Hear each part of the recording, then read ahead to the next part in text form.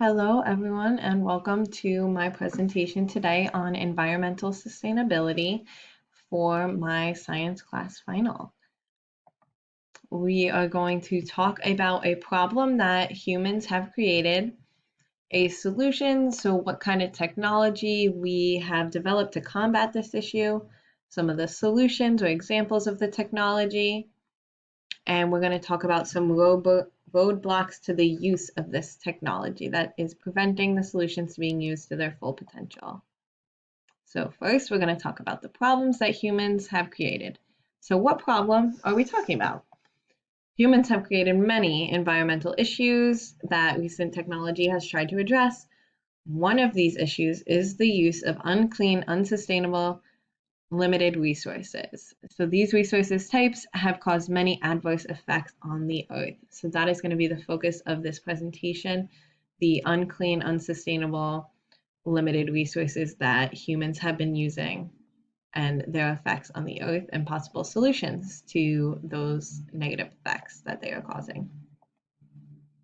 So some examples of limited, unclean, unsustainable resources are oil, natural gas, coal, and nuclear energy. Sometimes these are referred to fossil fuels, as I will refer to them later in the presentation as such. These are the types of resources I'm talking about when I am referring to that.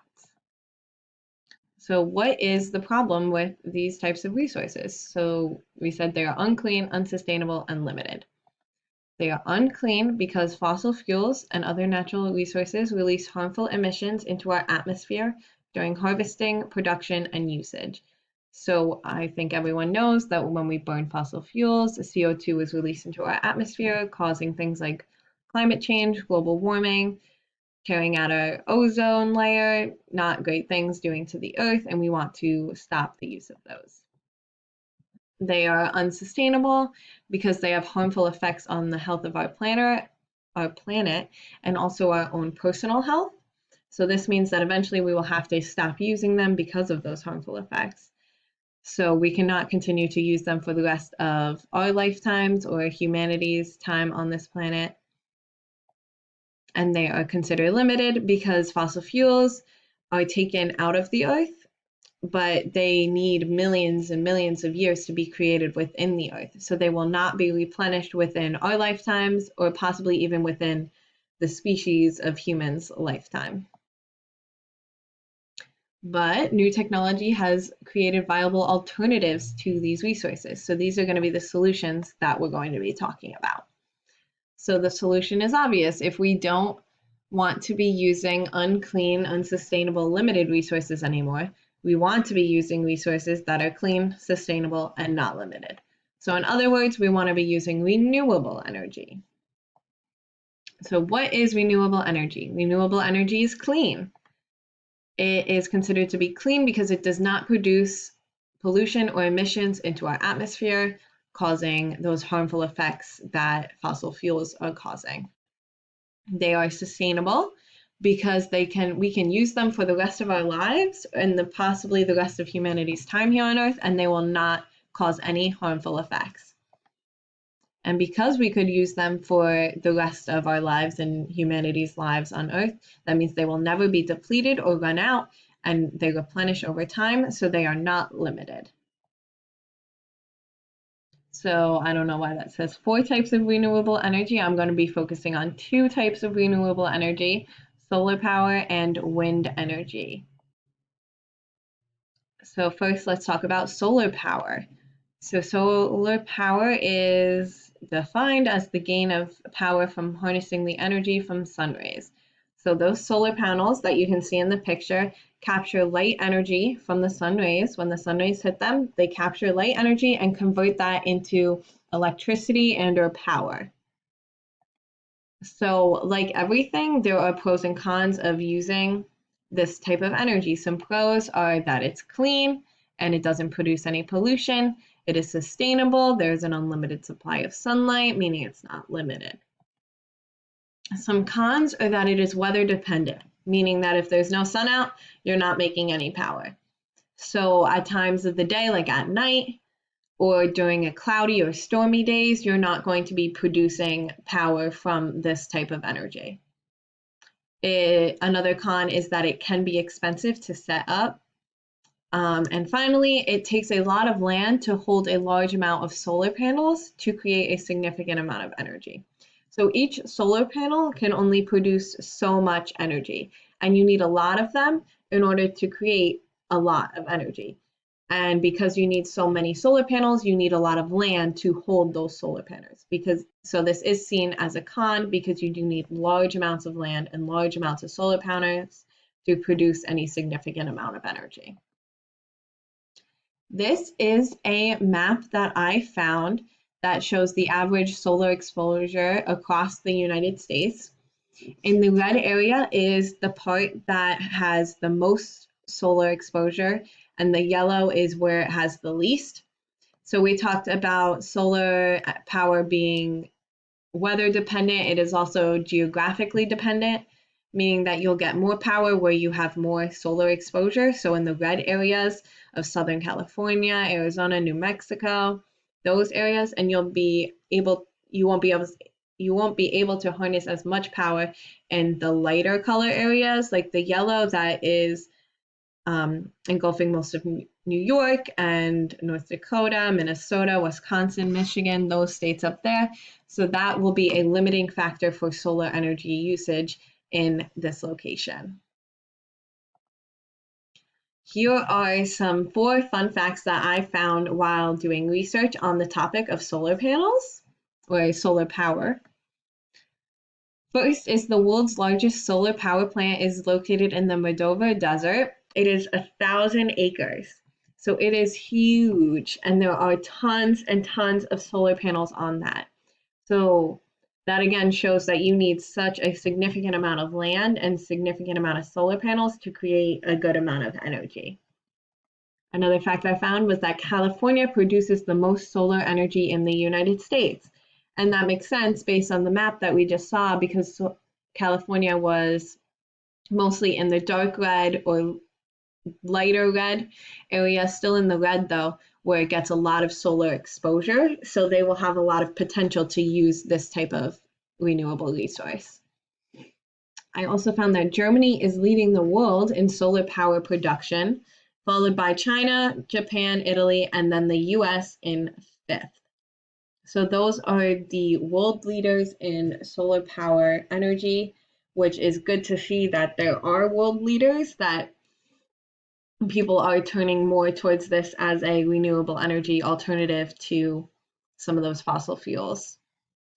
Another fun fact is that if we wanted to power the entire planet using just solar energy, it would take about 191,000 square miles of solar panels. So that is almost the size of Spain. So if we covered an area almost the size of Spain in solar panels to start producing solar energy, it would be enough to power the whole planet. So now we're going to talk about our second renewable energy resource, which is wind power. So wind power is defined as the gain of power from harnessing the energy of the wind, and this is done through the wind turbines, as you can see in the picture. So wind comes along and turns the big fans, and the turning of the fans creates or generates power or electricity. So wind energy can actually be attributed to the sun because of its uneven heating of the Earth's surface, which causes wind. So wind is created by the sun's uneven heating of the Earth's surface. So without the sun, there wouldn't be wind. So wind power is ultimately attributed to the sun, which is going to be a non-limited resource. So we can see the pros and cons. The pros is that it is clean and produces no pollution. It requires limited maintenance, it is cheap to build and run, it's sustainable, and wind is not considered a limited resource. Some cons are that it is also weather dependent, as with solar panels, so if there's no wind, there's no energy. Another con is that it requires a lot of land, also like the solar panels. Another con is that the noise created by the wind turbine can be harmful to birds and other wildlife in the area. And lastly, wind farms, which are large areas of land that are covered in wind turbines, can be visually unpleasing for some people. I personally don't find them visually unpleasing, but if you do, it would definitely be a con to this type of renewable energy. So here is a map of the average wind speeds across the US, and the darker areas in the darker blue are where the wind is at its highest. So you can see that in Middle America and on the coast is where it is the most windy. So this is where it would be the most effective to have wind farms and with the wind turbines creating wind power. So you can see that the geographic location is also another limiting factor as to how much we can use this type of renewable energy. And here are 3 facts that I found out about wind energy while I was studying this. I found that the largest wind turbine in the world is located in Hawaii, and it is 20 stories tall. In 2018, wind power produced more than 5% of global electricity.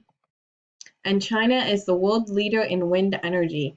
They have a total of a lot of wind turbines. They are leading the world right now in wind energy, and we should strive to have that many turbines as well.